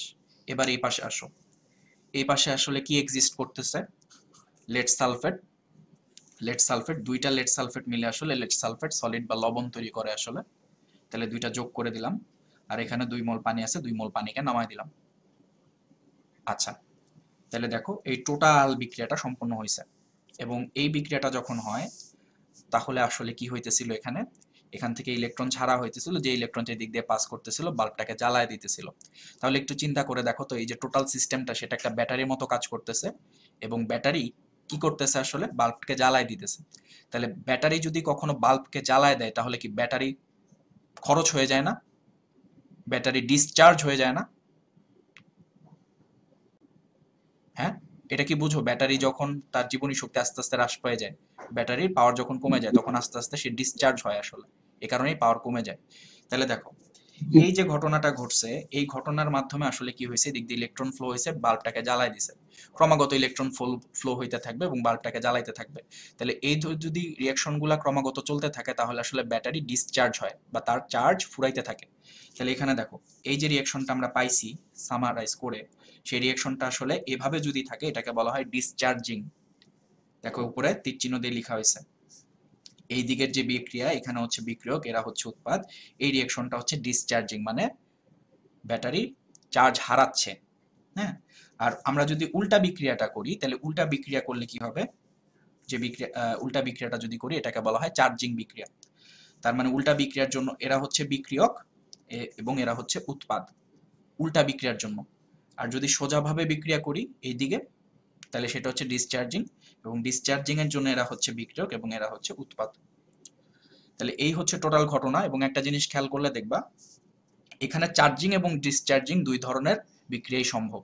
তাহলে এই যে লেড স্টোরেজ সেল, এটাকে আমরা আসলে বলতে পারি এটা হচ্ছে একটা রিচার্জেবল ব্যাটারি। রিচার্জেবল ব্যাটারি, তো এটা কেন রিচার্জেবল তুমি একটু খেয়াল করলে দেখবা যে তোমাদের বাসায় যাদের আইপিএস আছে, তারা যখন কারেন্ট চলে যায়, আইপিএস তার নিজের যে ব্যাটারি হিসেবে কাজ করে, সেই ব্যাটারি হিসেবে কাজ করে, সে হচ্ছে আমাদের বাতি, তারপর পাখা, এই জিনিসগুলোকে চালায়। সো কারেন্ট যখন ফেরত আসে, তখন আসলে কি করে, সে আবার প্রথমে ডিসচার্জ হয়, এরপরে কারেন্ট ফেরত আসলে সে কারেন্টের শক্তি ব্যবহার করে সে হচ্ছে আবার চার্জিং হইতে থাকে। সো এটা আসলে একটা রিচার্জেবল ব্যাটারির মতো কাজ করে আইপিএস এর যে ব্যাটারিটা থাকে। এবং একটা জিনিস খেয়াল করলে দেখবা যে মাঝে মধ্যে বলে আইপিএস এর ব্যাটারির মধ্যে সালফিউরিক অ্যাসিডের পরিমাণ কমে গেছে, তো সালফিউরিক অ্যাসিড লোড করা লাগে, বুঝতে পারছো? তো মাঝে মধ্যে এইভাবে সালফিউরিক অ্যাসিডটা এখানে যখন খরচ হইতে থাকে, পানি তৈরি যখন করতে থাকে ক্রমাগত এইচ প্লাস গুলা, তখন আসলে সালফিউরিক অ্যাসিডের এক ধরনের ক্ষয় হয়। সো মাঝে মধ্যে ব্যাটারিটাকে ঠিক রাখার জন্য সালফিউরিক অ্যাসিড লোড দেওয়ার প্রয়োজন পড়ে। তাহলে লেড স্টোরেজ সেলটা বুঝতে পারছি। আবির ভাই, তার মানে কি এই দাঁড়াইলো যে আপনার রিচার্জেবল হবে তখনই যখন ফাইনাল যে রিঅ্যাকশনটা ওটা রিভার্সিবল হবে? হ্যাঁ, ফাইনাল যে রিঅ্যাকশনটা সেটা রিভার্সেবল হবে, হ্যাঁ তখনই রিচার্জেবল হবে, বুঝতে পারছো? এবং রিচার্জেবল ব্যাটারি বলতে আমরা হচ্ছে লিড স্টোরেজ সেল, এটা একটা রিচার্জেবল ব্যাটারি, এবং এর পরবর্তীতে যে ব্যাটারিটা পড়বো সেটাও একটা রিচার্জেবল ব্যাটারি। এবং এই লিড স্টোরেজ ব্যাটারির একটা সমস্যা হচ্ছে এটার সাইজ খুব বড়, সো এটা নিয়ে চলাচল করা খুবই কঠিন ব্যাপার। আর এখানে হচ্ছে সালফিউরিক অ্যাসিড টেসিড ইউজ করা হয়, সেটা খুবই বিস্ফোরক টাইপের একটা পদার্থ, অ্যাসিড। সেটা আমাদের কোনো কারণে যদি কোনো জায়গা থেকে লিক করে ব্যাটারিটা, তাহলে হচ্ছে অ্যাসিড আমাদের জন্য ক্ষতির কারণ হয়ে দাঁড়াইতে পারে। সো লিড স্টোরেজ সেলের ইউজ আছে, সুবিধা অসুবিধাগুলোও আছে, তোমরা এটা পড়ে নিবা, খুবই important for Dhaka varsity and medical এবং এইচএসসির অবজেক্টিভগুলো। আচ্ছা, তাহলে আমরা এখানে আমরা স্কিপ করি, এবার লিড স্টোরেজ সেল শেষ। এবার হচ্ছে আমরা চলে আসবো লিথিয়াম আয়ন ব্যাটারি। এটা বইয়ের মধ্যে খুবই জটিল ভাবে দেওয়া আছে, আমি খুব ইজি ভাবে পড়াবো, এবং যা পড়াবো এটা যদি লিখে দিয়ে আসতে পারো না, কোনো প্যারা নাই। এই লিথিয়াম আয়ন ব্যাটারি এটা কিন্তু সবচেয়ে বহুল ব্যবহৃত ব্যাটারি। দেখবা যে আমরা যে মোবাইলগুলো ইউজ করি, এই যে দেখো গরিবের মোবাইল, সো মোবাইলগুলো ইউজ করি, সেই মোবাইলের মধ্যে আসলে লিথিয়াম আয়ন ব্যাটারি কাজ করে, খুবই পাতলা টাইপের হয় এবং এটা খুবই রিচার্জেবল এবং ভালো। হ্যাঁ, এবং তুমি দেখবা মোবাইলের ব্যাটারি, ল্যাপটপের ব্যাটারি কিংবা ক্যামেরা যেগুলা থাকে সেই ক্যামেরার ব্যাটারিও কিন্তু লিথিয়াম আয়ন ব্যাটারি। তো লিথিয়াম আয়ন ব্যাটারির গঠনটা আমরা একটু দেখবো, এখানে আমরা চিত্র এঁকে রাখছি। সো যা বলবো একটু খালি গিলার চেষ্টা করো। দেখো, তো এখানে আবার আগের মতো একটা বাল্ব কানেকশন দেওয়া আছে ব্যাটারি, আমাদের মেইন উদ্দেশ্য হচ্ছে এখান থেকে বিদ্যুৎ শক্তি পাওয়া। তো এখানে দেখো গোল গোল গোল গোল করে কিছু জিনিস লেখা হয়েছে। তো এখানে যেটা হয় যে অ্যানোড হিসেবে আসলে লিথিয়াম হেক্সাকার্বন কাজ করে। তো এখানে আমি একটু লিখি Li6, সো এটাকে বলা হয় হেক্সাকার্বন, মানে 6 অণু কার্বন থাকে, এবং লিথিয়াম হেক্সাকার্বন টোটাল জিনিসটাকে বলা হয়, এবং সেটা অ্যানোড হিসেবে কাজ করে। এখন একটা কাহিনী তোমাকে একটু দেখাই, যে লিথিয়াম 6টা কার্বনের সাথে যুক্ত। সো তার মানে কিন্তু এই না এই যে লিথিয়াম আসলে কার্বনের সাথে এক ধরনের আয়নিক বন্ধন তৈরি করছে বা সমযোজী বন্ধন তৈরি করছে, এরকম কিছু না। দেখো, এখানে লিথিয়াম লেখা হয়েছে একটা এবং 6টা কার্বন লেখা হয়েছে। সো এই যে 6টা কার্বন, এই 6টা কার্বন আসলে গ্রাফাইটের রিপ্রেজেন্টেশন। সো যেটা হয়, এই গ্রাফাইটের অনেকগুলা লেয়ার থাকে, এখানে দেখো লেয়ারগুলা লেখা হয়েছে এক একটা। এই লেয়ারগুলার মধ্যে লিথিয়াম যে ধাতুটা থাকে সেটা হচ্ছে আবদ্ধ থাকে বা ট্র্যাপড অবস্থায় থাকে। যেমন ধরো, এটা যদি গ্রাফাইটের অনেকগুলা লেয়ার হয়, তো গ্রাফাইটের লেয়ারের মধ্যে এই লিথিয়াম ধাতুগুলা এই ফাঁকে ফাঁকে বসানো থাকে, ট্র্যাপড অবস্থায় থাকে, তারা কোনো জৈব রাসায়নিক বিক্রিয়া টিক্রিয়া সম্পন্ন করে না, তারা হচ্ছে আবদ্ধ অবস্থায় থাকে, ঠিক আছে? সো এই যে লিথিয়াম গ্রাফাইটের যে লেয়ারগুলো আছে, এই লেয়ারের ফাঁকে ফাঁকে লিথিয়াম ধাতু ট্র্যাপড অবস্থায় থাকে, এবং ট্র্যাপড অবস্থায় থেকে তারা যে জিনিসটা তৈরি করে সেটাই আসলে অ্যানোড হিসেবে এই জায়গাটায় ইউজ হয়। আশা করি বুঝাইতে পারছি। তাহলে এখানে দেখো লেখা হয়েছে লিথিয়াম হেক্সাকার্বন এটাকে বলা হয়, এবং এখানে কি হয়, লিথিয়াম ধাতুটা এই গ্রাফাইটের স্তরগুলোর মধ্যে, লেয়ারগুলোর মধ্যে ট্র্যাপড অবস্থায় থাকে। বাস, এবার চলে আসো ক্যাথোডে। এই যে ক্যাথোড, তো ক্যাথোডে যেটা হয় সেটাও আসলে বুঝাই। দেখো, এখানে আসলে টোটাল ক্যাথোডটা হচ্ছে লিথিয়াম কোবাল্ট অক্সাইড, টোটাল ক্যাথোডটা। তো তার মধ্যে এই যে কোবাল্ট অক্সাইড যে জিনিসটা আছে, সেই কোবাল্ট অক্সাইডের উপর আসলে লিথিয়াম ধাতু ট্র্যাপড অবস্থায় থাকে। সো এখানে যেমন গ্রাফাইটের স্তরগুলোর মধ্যে লিথিয়াম ধাতু ট্র্যাপড ছিল, এখানে কোবাল্ট অক্সাইড যেটা থাকে সেটা আসলে এইভাবে এই সলিড জিনিসগুলা, সো কোবাল্ট অক্সাইডের উপর লিথিয়াম ধাতু ট্র্যাপড অবস্থায় থাকে। এবং একটা জিনিস বলে রাখি, যে এই কোবাল্ট অক্সাইডের পরিমাণ হচ্ছে তুলনামূলক বেশি, তার তুলনায় লিথিয়াম ধাতু যেটা ট্র্যাপড অবস্থায় আছে তাদের পরিমাণ তুলনামূলক হচ্ছে কম। সেটা জাস্ট তুমি একটু জেনে রাখো। এবার আসো, এখানে তড়িৎ বিশ্লেষ্য হিসেবে কি ইউজ করা হয়। সো তড়িৎ বিশ্লেষ্য হিসেবে যেটা ইউজ করা হয়, এখানে লিথিয়াম পারক্লোরেট লবণ LiClO4 এরকম একটা লবণ ইউজ করা হয়, লিথিয়াম পারক্লোরেট লবণ বলা হয় তাকে। এবং একটা অজৈব দ্রাবক, দেখো এটা হচ্ছে ইথাইল মূলক, তো দুই আছে, তার মানে ডাই ইথাইল আর কার্বনেট, সো এটাকে বলা হয় ডাই ইথাইল কার্বনেট। ওই দ্রাবকে তোমার এই লিথিয়াম পারক্লোরেট লবণটা ডিজলভ অবস্থায় থাকে, দ্রবীভূত অবস্থায় থাকে। তার মেইন কাজটা হচ্ছে এই Li+ আয়ন পরিবহনে সাহায্য করা। সো তড়িৎ বিশ্লেষ্য যে কোনো পদার্থের মেইন কাজটা হচ্ছে আয়ন পরিবহনে সাহায্য করা, এটা অবজেক্টিভে দেখবা যে আসে। তাহলে এই জিনিসটা বুঝতে পারছি। তাহলে দেখো অ্যানোড কি, অ্যানোড হচ্ছে লিথিয়াম হেক্সাকার্বন। ক্যাথোড কি, ক্যাথোড হিসেবে আমরা সচরাচর যেটা ইউজ করি লিথিয়াম কোবাল্ট অক্সাইড, এবং এছাড়াও আরো কয়েকটা জিনিস ইউজ করা যায়, lithium manganese oxide, lithium iron phosphate, হ্যাঁ এগুলো ইউজ করা যায়, বাট আমরা হচ্ছে ম্যাক্সিমাম এটা ইউজ করি। বইয়ের মধ্যে এই দুইটাও আছে। এবং এখানে একটা অর্ধভেদ্য পর্দা আছে, যে পর্দার মধ্য দিয়ে আসলে এই দুইটা অ্যানোড ক্যাথোডকে সেপারেট করা হয় এবং পর্দার ভেতর দিয়ে আয়নগুলো ফ্লো করতে পারে। এ পর্যন্ত বোঝা হয়েছে এই ব্যাখ্যাটা? ভাই একটা কোশ্চেন ছিল, এটা বুঝছি, একটা কোশ্চেন ছিল, সেটা হচ্ছে যে লিথিয়াম হেক্সা কার্বন আর হচ্ছে লিথিয়াম কোবাল্ট অক্সাইড, এগুলো যেগুলো যৌগ, এগুলো তো তাহলে কোনো যৌগ না, মানে এগুলো জাস্ট হচ্ছে ট্র্যাপ হিসেবে আছে ট্র্যাপ হিসেবে লিথিয়ামটা। আছে, আমরা ডাইরেক্ট এদেরকে যৌগ বলতে পারি না আসলে, হ্যাঁ আবদ্ধ অবস্থায় টোটাল একটা সিস্টেম বলতে পারো। হ্যাঁ বুঝছি। আচ্ছা ঠিক আছে। সো এবার আসো অ্যানোডে। সো খুবই সিম্পল রিঅ্যাকশন, দেখো অ্যানোডে কি হয় আসলে। তো অ্যানোড হিসেবে তো কাজ করে আমরা জানি LiC6। তো যেটা হয় এই LiC6 যেটা লিথিয়াম হেক্সাকার্বন, সেখান থেকে এই লিথিয়ামটা Li+ পরিণত হয়ে যায়। তাহলে লিথিয়াম যদি Li+ পরিণত হয় তাহলে এই ইলেকট্রন তাকে একটা ছাড়তে হবে, কারণ লিথিয়াম এখানে ধাতু হিসেবে আছে। এই লিথিয়ামটা কি করে, এই একটা ইলেকট্রন ছাড়ে। সো একটা ইলেকট্রন ছেড়ে সে হচ্ছে লিথিয়াম প্লাস আয়নে পরিণত হয়। আর লিথিয়াম প্লাস আয়ন হিসেবে সে যখন লাফ দিয়ে দ্রবণে চলে আসে, মানে এই জায়গাটায় চলে আসে, তখন এটা যখন আসলো তাহলে চিন্তা করো এই যে C6 যেটা আছে গ্রাফাইট, সে হচ্ছে মুক্ত হয়ে যায়, তাহলে গ্রাফাইটটা মুক্ত হয়ে গেছে। তাহলে এই অ্যানোডের টোটাল রিঅ্যাকশনটা কি, খুবই সিম্পল রিঅ্যাকশন। LiC6 সেখান থেকে অ্যাকচুয়ালি ইলেকট্রনটা ছাড়ে হচ্ছে লিথিয়াম ধাতু, ইলেকট্রনটা ছেড়ে Li+ পরিণত হয়, আর C6 যেটা গ্রাফাইট সে হচ্ছে মুক্ত হয়ে থাকে। আচ্ছা তাহলে অ্যানোডের কাহিনীটা গেল। এবার দেখো ক্যাথোড, খুবই ইম্পর্টেন্ট, এখানে আসলে অনেকেই ভুল করে, মিসকনসেপশন আছে, আমি একটু ক্লিয়ার করি। দেখো এখানে একটু খেয়াল করো, এখানে যে লিথিয়াম কোবাল্ট অক্সাইড যেটা, তো এখানে এই টোটাল যৌগটার যেটা তৈরি হয় ফাইনালি, সেটার একটু চার্জ ডিস্ট্রিবিউশনটা দেখি। এটা কিন্তু ফাইনাল প্রোডাক্ট, এটা কিন্তু এই ক্যাথোড না, হ্যাঁ এটা কিন্তু ফাইনাল প্রোডাক্ট, এটা তৈরি হয় এখানে কিন্তু একটা বন্ধন কাজ করে। হ্যাঁ আমি একটু দেখাচ্ছি, দেখো তো এই যে অক্সিজেন, এই অক্সিজেনের টোটাল জারণ মান কত একটু খেয়াল করে দেখো তো, -2 ইন্টু হচ্ছে 2, তার মানে হচ্ছে -4, এটা তো বুঝো, -4 এটা তো বুঝো।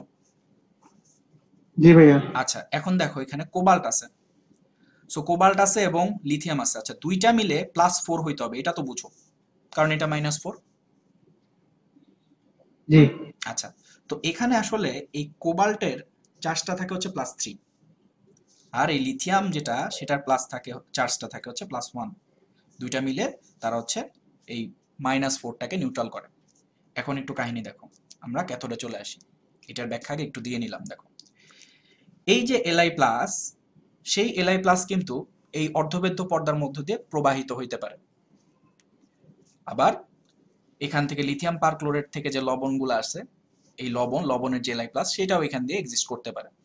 সো দেখো যে কোনো Li+ যাইতে পারে এই ক্যাথোডের দিকে, এটা ম্যাটার না আসলে। তো এখানে জাস্ট একটা ফ্লো থাকে, এটা মনে রাখলেই চলবে। দেখো এই যে Li+, সে আসলে এই ক্যাথোডের দিকে একটু ধাবিত হওয়ার চেষ্টা করে। সো ক্যাথোডের দিকে কেন ধাবিত হওয়ার চেষ্টা করে একটু চিন্তা করে দেখো, এজন্যই একটা ব্যাখ্যা দিয়ে আসছি ফার্স্টে। সেখানে কোবাল্ট অক্সাইডের পরিমাণ থাকে বেশি আর লিথিয়াম ধাতুর পরিমাণ থাকে কম। সো Li+ এর একটা ফ্লো থাকে এইদিকে, হ্যাঁ আচ্ছা তো Li+ এদিকে একটা ফ্লো থাকে দেখলাম, এখান দিয়ে একটা ইলেকট্রন আসে, যে ইলেকট্রনটা আসলে ওই লিথিয়াম প্লাস হিসেবে যখন আসছে তখন লিথিয়াম ধাতু ছেড়ে দিছিল, এই ইলেকট্রনটা এদিক দিয়ে আসে। এই ইলেকট্রনটা তোমাদের আপাতত দৃষ্টিতে মনে হবে এই Li+ মনে হয় গ্রহণ করে, কিন্তু এই ইলেকট্রনটা কিন্তু আসলে Li+ গ্রহণ করে না, এই জায়গাটাই আসলে ভুল হয় সবার। সো এই ইলেকট্রনটা আসলে যে গ্রহণ করে সেটা হচ্ছে কোবাল্ট। এখানে যে কোবাল্ট অক্সাইডটা থাকে সেই কোবাল্ট অক্সাইডের উপর লিথিয়াম ধাতু ট্র্যাপড অবস্থায় ছিল এই ক্যাথোডে। এই কোবাল্ট অক্সাইডের যে কোবাল্টটা আছে সেই কোবাল্টটা হচ্ছে এই ইলেকট্রনটা গ্রহণ করে। এখন একটু খেয়াল করো যে এই যে কোবাল্ট অক্সাইড, এই কোবাল্ট অক্সাইডে এটার চার্জ হচ্ছে -4 আর এই কোবাল্টের চার্জ কত ছিল? +4। বোঝা যায় তো, তাই না? কারণ এটা -4 হলে এটা +4। তাহলে একটু চিন্তা করো, যখন এই ইলেকট্রনটা এখানে আসে, কোবাল্ট এই ইলেকট্রনটাকে গ্রহণ করে, তখন এই টোটাল সিস্টেমের চার্জ হয়ে যায় কত দেখো তো। এই অক্সিজেন তো -4 ছিল, কোবাল্ট একটা ইলেকট্রন গ্রহণ করলো, তাইলে +4 থেকে সে চলে যায় +3 তে। এখন একটু খেয়াল করো, এখানে কিন্তু এক ধরনের ইমব্যালেন্স তৈরি হয়। দেখো এখানে হচ্ছে -4 অক্সিজেনের জন্য, আর কোবাল্টের জন্য আসছে -3। তাহলে কি এখানে একটা ইমব্যালেন্স তৈরি হয়েছে, এখানে কি সরি -3 না, এটা হচ্ছে +3। তাহলে দেখো এখানে একটা ইমব্যালেন্স তৈরি হয়েছে। সো এখানে যদি কোনোভাবে +1 আনা যায় তাহলে কিন্তু টোটাল জিনিসটা নিউট্রাল হয়ে যাইতে পারে। সো দেখা যায় যখন এরকম আয়ন তৈরি হয় সেখানে একটা Li+ এর ঘাটতি থাকে। সেই Li+ এর ঘাটতি পূরণের জন্যই এই যে দ্রবণে যে Li+ আছে সে লাফ দিয়ে তখন এই জায়গাটায় চলে আসে এবং লিথিয়াম কোবাল্ট অক্সাইড টোটাল একটা কম্পাউন্ড তৈরি করে। এইটা হচ্ছে ঘটনাটা ঘটে। সো আমি আরেকবার একটু সামারাইজ করি। দেখো ক্যাথোডে কি হইলো, এখানে অনেকগুলা লিথিয়াম প্লাস আছে, এই ইলেকট্রনের সাপ্লাইও আছে। এই ইলেকট্রনটা আসলে Li+ গ্রহণ করে না, এই ইলেকট্রনটা আসলে গ্রহণ করে কোবাল্ট। কোবাল্টের চার্জ আগে ছিল হচ্ছে +4, কারণ সে অক্সিজেনের সাথে যুক্ত ছিল। এই ইলেকট্রনটা আসলে কোবাল্ট গ্রহণ করলো, ইলেকট্রন গ্রহণ করে তার চার্জ +4 থেকে +3 হয়ে গেল, অক্সিজেনের চার্জ আগের মতোই রইল। তাহলে দেখো -4 +3, এখানে একটা ইমব্যালেন্স কাজ করতেছে, এই দিকে একটা পজিটিভের ঘাটতি আছে। এই পজিটিভের ঘাটতি পূরণের জন্য এই যে Li+ যেটা দ্রবণে থাকে সে হচ্ছে লাফ দিয়ে এই ঘাটতিটা পূরণ করে, এই কোবাল্টের সাথে সে যুক্ত হয়ে যায়, যুক্ত হয়ে এরা হচ্ছে +4 তৈরি করে, আর এখানে অলরেডি -4 থাকে। তাহলে লিথিয়াম কোবাল্ট অক্সাইড একটা কম্পাউন্ড আসলে এখানে আস্তে আস্তে তৈরি হইতে থাকে। এখন ম্যাক্সিমাম স্টুডেন্টের যে মিসকনসেপশনটা আছে, তারা মনে করে ইলেকট্রনটা মনে হয় Li+ গ্রহণ করে, বাট আসলে কিন্তু না, এই ইলেকট্রনটা আসলে কোবাল্ট অক্সাইডের কোবাল্টটা গ্রহণ করে। সো এটা যে কোবাল্ট গ্রহণ করে এটা কিন্তু বোঝা যায়, কারণ এখানে ওর +3, এখানে ওর +4 থাকে। একটা ইলেকট্রন গ্রহণ করলে কেবল তার +3 তে আসা সম্ভব, আর সে যদি +3 তে আসে তাহলে এখানে একটা ইমব্যালেন্স তৈরি হবে। এই ইমব্যালেন্স তৈরি যাতে না হয় সেজন্য Li+ গিয়ে এখানে যুক্ত হয়ে যায় এবং পজিটিভ জিনিসটাকে 1 বাড়ায় দেয়। তাহলে টোটাল এখানে +4 থাকে, লিথিয়াম এবং কোবাল্ট মিলে, আর অক্সিজেনের দুইটা পরমাণু মিলে -4 থাকে। দুইজন মিলে একটা নিউট্রাল যৌগ তৈরি করে। কাহিনী বুঝতে পারছি? হ্যাঁ ভাই, তার মানে ক্যাথোডে আগে থেকে লিথিয়াম কোবাল্ট অক্সাইড আয়নিক ইমব্যালেন্সের জন্য আলটিমেটলি আমাদের যে লিথিয়াম আয়নগুলো অ্যানোড থেকে পাচ্ছে ওগুলো ক্যাথোডে এসে জমা হচ্ছে, তাই তো? হ্যাঁ, ক্যাথোডে এসে আলটিমেটলি লিথিয়াম কোবাল্ট অক্সাইড হিসেবে এখানে তৈরি হইতেছে। হ্যাঁ, আর এখানে একটা জিনিস খেয়াল করো, এই ক্যাথোডের বিক্রিয়ায় কিন্তু কোবাল্ট অক্সাইড ভূমিকা রাখছে। এখানে যে লিথিয়াম কোবাল্ট অক্সাইড নেওয়া হয়েছিল সেই লিথিয়াম কোবাল্ট অক্সাইডে লিথিয়াম কিন্তু এই ক্যাথোডের রিঅ্যাকশনে ভূমিকা রাখে নাই, কারণ এই লিথিয়াম হচ্ছে ট্র্যাপড অবস্থায় থাকে, ও ওইভাবেই থাকে, সে কম হিসেবে ওইখানে এক্সিস্ট করে। কোবাল্ট অক্সাইডের এখানে আসলে অ্যাকচুয়াল রিঅ্যাকশনটা হয়। সো এই যে Li+ সেটা কিন্তু দ্রবণ থেকে আসে Li+, আর কোবাল্ট অক্সাইড সেটা কিন্তু এই ক্যাথোডের এই অংশটুকু কোবাল্ট অক্সাইড এটা রিঅ্যাকশনে অংশগ্রহণ করে। এই Li+ ফালায় দাও, এটা অংশগ্রহণ করে না, বাদ।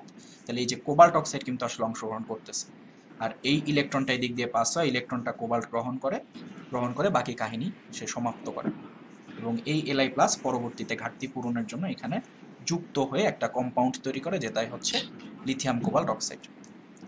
এ পর্যন্ত বোঝা গেছে? হ্যাঁ, কি ক্যাথোডে তো লিথিয়াম কোবাল্ট অক্সাইড মানে ট্র্যাপড অক্সাইড ছিল, আর যেটা উৎপাদ তৈরি হলো সেটা তো হ্যাঁ, সেটা উৎপন্ন হবে নতুন, এটা একটা যৌগ হিসেবে উৎপন্ন হবে, আয়নিক যৌগ।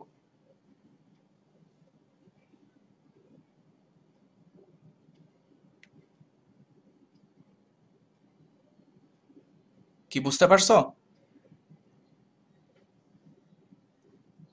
জি ভাইয়া। আচ্ছা দেখো, তাহলে এখন আমরা অ্যানোড ক্যাথোড রিঅ্যাকশন দুটাকে যদি একটু সাম আপ করি তাহলে কি হয় দেখো, এই যে একটা ইলেকট্রন, এই ইলেকট্রনটা কাটাকাটি চলে যেতে পারে, তাহলে কাটাকাটি করে দিলাম। আর এখানে দেখো একটা Li প্লাস আছে, এই Li প্লাস এবং এই Li প্লাস এই পাশে নিয়ে গেলে কাটাকাটি করা যাবে, কাটাকাটি করে দিলাম। তাহলে থাকে কি কি দেখো, এই যে এই জিনিসটা থাকে এবং এখানে LiC6 থাকে। তাহলে LiC6টা নিচে নেমে গেল, কোবাল্ট অক্সাইড যেটা আছে সেটা হচ্ছে নিচে নামলো, নামার পরে এই দিকে চলে আসি, এইদিকে আমরা কি দেখতেছি, এখানে হচ্ছে গ্রাফাইট আছে C6, এটা এখানে নামলো এবং এই যে কম্পাউন্ডটা তৈরি হলো এখানে লিথিয়াম কোবাল্ট অক্সাইড, সেটাকে আমরা লিখে দিছি।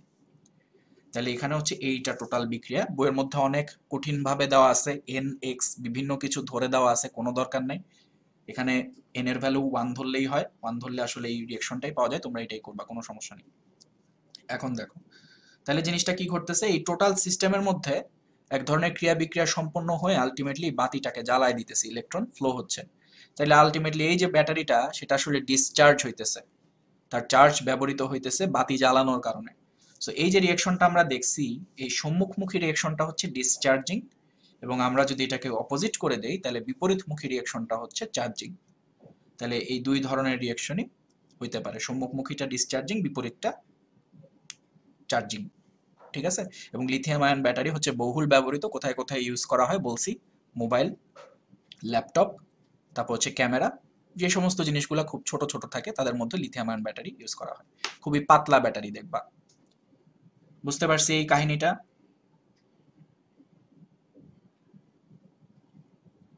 এটা আওয়াজ দাও। হ্যাঁ, আজকে কিন্তু আমরা মোটামুটি একটু কঠিন জিনিস দেখলাম, থিওরিটিক্যাল জিনিস, এগুলো আসলে পড়াবে না কেউ, বইয়ের মধ্যে যখন পড়তে যাবা খুব কষ্ট হবে। সো আমি একটু চেষ্টা করছি তোমাদের কঠিন লাগলেও এই জিনিসগুলো একটু নিয়ে আসতে। সো দেখো, hydrogen fuel cell, lead storage cell, আর হচ্ছে লিথিয়াম আয়ন ব্যাটারি। এবং এই যে ব্যাটারি, দেখো নাম ব্যাটারি, তার মানে এটা মানে রিচার্জেবল না, এটা হচ্ছে রিচার্জ করা যায়, কারণ চার্জিং ডিসচার্জিং দুই ধরনের বিক্রিয়া আমরা দেখছি। সো এটা হচ্ছে রিচার্জেবল ব্যাটারি। ওকে, তাহলে এই জিনিসটা আমরা দেখলাম। আপাতত আমাদের আসলে আর কিছু দেখানোর নাই। যদি এই তিনটা দেখানো হয়ে থাকে, বুঝো থাকো, তাহলে আমি এই তিনটা স্কিপ করবো এবং একটা পৃষ্ঠায় চলে যাব, যে পৃষ্ঠায় আমি আসলে কিছু কনসেপশন একটু ক্লিয়ার করব। বোঝা গেছে এই তিনটা? জি ভাইয়া। তোমরা যেটা করবা, এই তিনটা ব্যাটারির সুবিধা অসুবিধা গুলা ভালো করে পড়বা, এবং এই তিনটা ব্যাটারি কিছু ভোল্টেজ পাওয়া যায়, যে ভোল্টেজগুলো আসলে এখানে জেনারেট হয় এই ধরনের ব্যাটারি ইউজ করলে, সেগুলো ফিক্স থাকে বিভিন্ন ঘনমাত্রা দ্রবণের জন্য। সো এগুলো একটু বই থেকে পড়ে নিবা, তাও আমি চেষ্টা করবো তোমাদের ছক দিয়ে দিব, সমস্যা নেই, টেনশন নেই। সো এবার চলে আসি একটা ইম্পর্টেন্ট জায়গায়। সো গতদিন এটা দেখাইনি, আমার ইচ্ছা ছিল এটা আজকে দেখাবো। সো দেখো যে এটা কিন্তু নার্নেস্টের সমীকরণ, এই টোটালটা আমরা তো জানি, এটা চিনি না আমরা, গতদিন দেখছি। আচ্ছা, তো ডেড সেল বলতে আসলে কি বোঝায়? ডেড সেল বলতে বোঝায় যে আমরা যে কোষটা ব্যবহার করতেছি সেখান থেকে তো আমরা আসলে কি পাই, সেখান থেকে আমরা বিভব পাই, যে বিভবটা কাজে লাগে আসলে কি হয়, বৈদ্যুতিক জিনিসপত্র চলে। সো ডেড সেল বলতে বোঝাইতেছে যে কোনো কারণে তোমার এই যে বিভবটা আমরা পেয়ে থাকি, সেই বিভবটা হইতেছে জিরো হয়ে যাবে, মানে সেলটা ডেড হয়ে যাবে, মানে এখান থেকে আমরা আর কোনো বিভব পাবো না। যেমন একটা ব্যাটারির কথা চিন্তা করো, ব্যাটারি কি হয়, ডিসচার্জ হইতে হইতে হইতে হইতে এক পর্যায়ে ব্যাটারিটা আর কাজেই লাগে না। সো কাজেই না লাগার উদ্দেশ্য কি, ওইখানে বোথ সাইডের যে বিভব পার্থক্য সেটা হচ্ছে জিরো হয়ে যায়, তখন আর ব্যাটারিটা কাজে লাগে না। আচ্ছা, সো ডেড সেল বলতে বোঝাইতেছে যে ওই বিভবটা হচ্ছে আমাদের ব্যাটারির যেটা তৈরি হয় সেটা হচ্ছে জিরো হয়ে যাবে। এবং এই সমীকরণটা আমরা দেখছিলাম নার্নেস্টের সমীকরণ হিসেবে।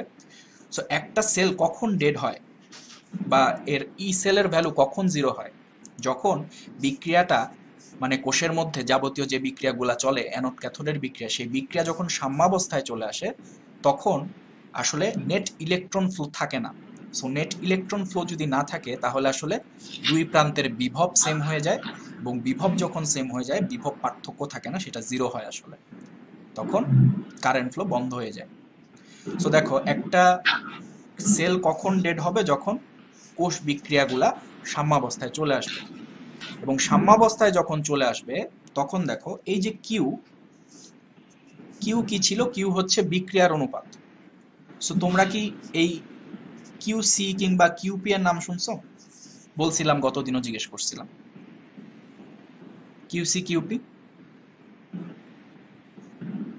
আচ্ছা, এটাও হচ্ছে বিক্রিয়ার অনুপাত। এটা হচ্ছে সি হচ্ছে কনসেন্ট্রেশনের জন্য আর পি হচ্ছে প্রেসারের জন্য।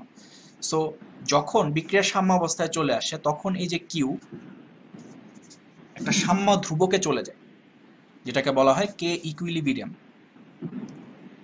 তাহলে দেখো, যে জিনিসটা বোঝানোর চেষ্টা করতেছি, একটা সেল যখন ডেড হয়ে যায় তখন তার ই সেলের ভ্যালু হয় 0, এবং ই সেলের ভ্যালু যখন 0 হয় তখন আসলে ওই ব্যাটারিটা কাজ করে না। হ্যাঁ, এবং তখন এই যে কিউ বিক্রিয়ার অনুপাত, সেই বিক্রিয়ার অনুপাতটা চলে যায় একটা সাম্য ধ্রুবকে, কারণ টোটাল বিক্রিয়াটা একটা সাম্য অবস্থায় চলে আসে, আর সেটাকে তখন রিপ্রেজেন্ট করা হয় কে ইকুইলিব্রিয়াম, একটা ধ্রুবকের মাধ্যমে রিপ্রেজেন্ট করা হয়। বুঝতে পারছো কাহিনীটা? আমরা ফার্স্ট পেপারে কিউসি কিউপি নিয়ে ডিটেলস পড়ব।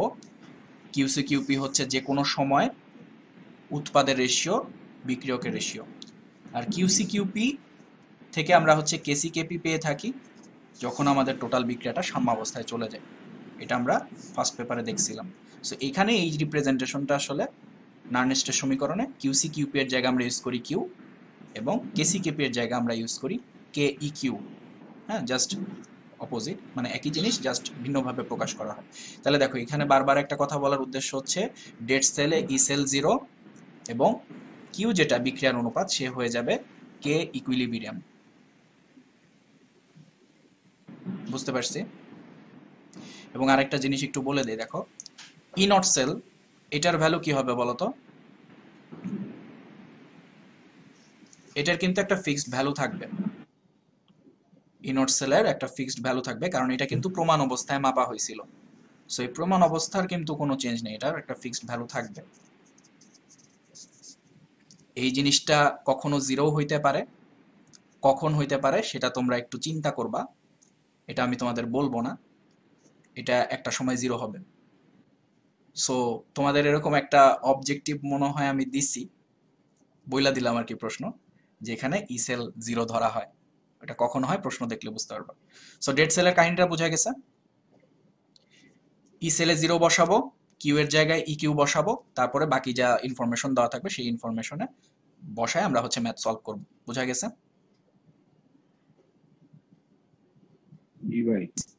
এবার চলে আসো আরেকটা জায়গায়, যেটা আসলে অনেকেরই প্রবলেম ছিল। তোমরা আসলে বইটা একটু ভালো করে যদি পড়তা তাইলেই হয়তো বুঝতে পারতা। আমি হচ্ছে রাসায়নিক তুল্যাঙ্ক বলছিলাম একে। তো ই মানে হচ্ছে রাসায়নিক তুল্যাঙ্ক। তো এটাকে আরো ভিন্ন ভিন্ন নামেও ডাকা যায়, কোনো সমস্যা নাই।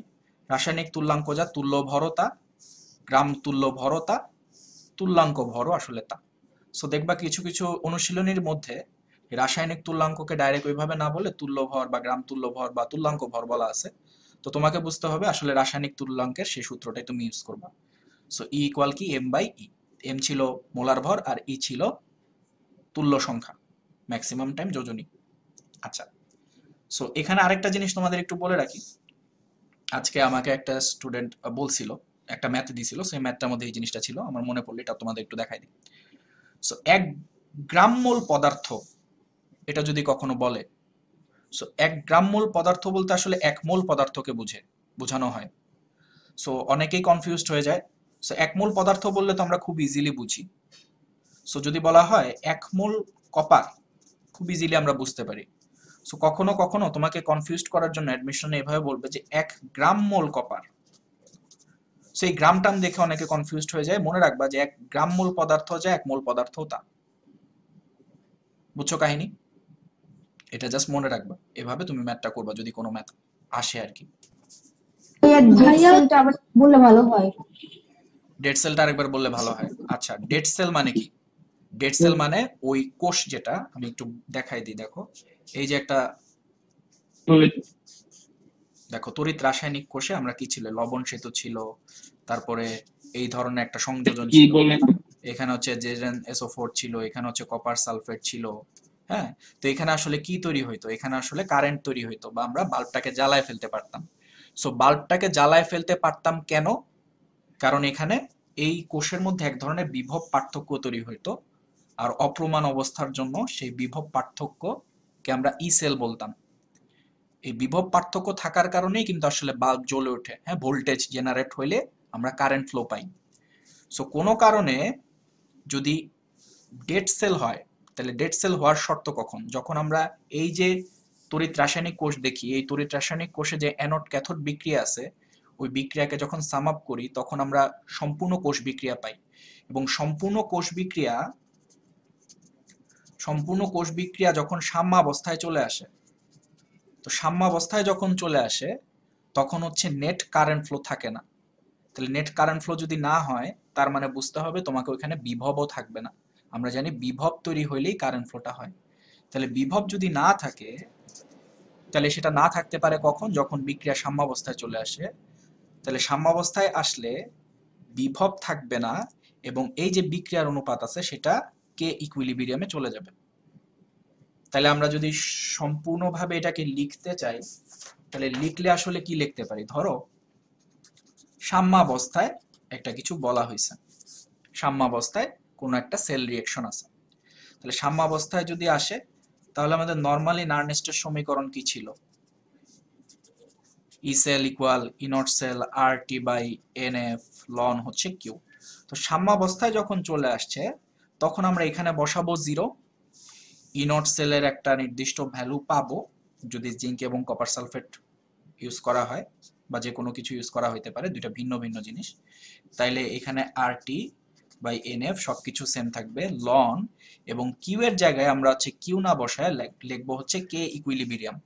আর এটা হচ্ছে একটা সাম্য ধ্রুবক, এটাকে বলা হয়তো বিক্রিয়ার অনুপাত, আর এটা হচ্ছে একটা সাম্য ধ্রুবক যখন টোটাল বিক্রিয়াটা সাম্যাবস্থায় চলে আসে। তাহলে তখন সাম্যাবস্থায় কোনো কিছুর জন্য আমরা এইভাবে সূত্রটা বানায় ফেলবো, এবং যা ইনফরমেশন দেওয়া থাকবে তার ভিত্তিতে আমরা ম্যাথটা করব। বুঝতে পারছো? এবং সাম্যাবস্থার জন্য তোমাকে আসলে কে ইকুইলিব্রিয়ামের ভ্যালু বের করতে বলবে আর কি।